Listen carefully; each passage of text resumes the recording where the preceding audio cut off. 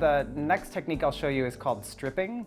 And for that, you need to create what's called chisel hands. And basically your hands are just like a tool, like a chisel. So you cross your index fingers, you have your 4 fingers across like so, and then you just rest that right below his collarbone. The point of stripping is that we're accessing like areas where the muscle attaches to bone and lengthening the muscle so that there's more space for breath underneath those muscles. If the muscle's tight, it's going to clamp down around the rib cage. Freeing up the muscles around the rib cage is again what we're after. So I take my hands just to his collarbone, I feel the bone of his collarbone, I go right below it, and then I'm just going to sink down and in a little bit, just till I feel a little bit of resistance from the muscle. And then for this, I'm just doing small strokes, down away from the collarbone, come back to the collarbone again, go down and away from the collarbone. And you can do this all the way through across the collarbone towards the outer part of the collarbone. Right.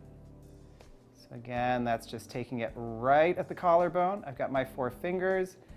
I'm engaging the tissue, pressing forward away from the collarbone. Okay. Show that on this side as well. Engage the tissue right at the collarbone. Draw it into the tissue, pressing it away from the collarbone. Just little circles. You engage, draw a circle, come back to the collarbone, engage, draw a circle. This same technique you can use back at the chest again. So you remember this stroke we did was effleurage, right, where we were working this way. That same line that you're traveling, you can do your chisel hands. So again, you place your 4 fingers, index fingers crossed. You just feel the tissue under your hands. You're just going to let your hands sink down and in. And then slowly, it's like you're just pushing that tissue away from the center of the chest towards the head of the shoulder. So again, my line is from the center of the chest out to where the chest muscle actually attaches, which is way out here actually. Some of it attaches way up on your upper arm. We don't think of that as chest muscle, but it is up there.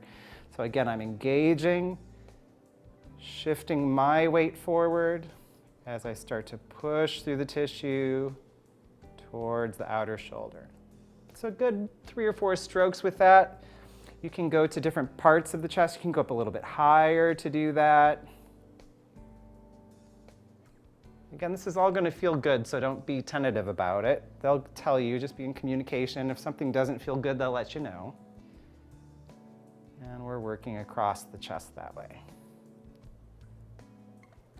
And we'll take that other side. Come to the center of the chest.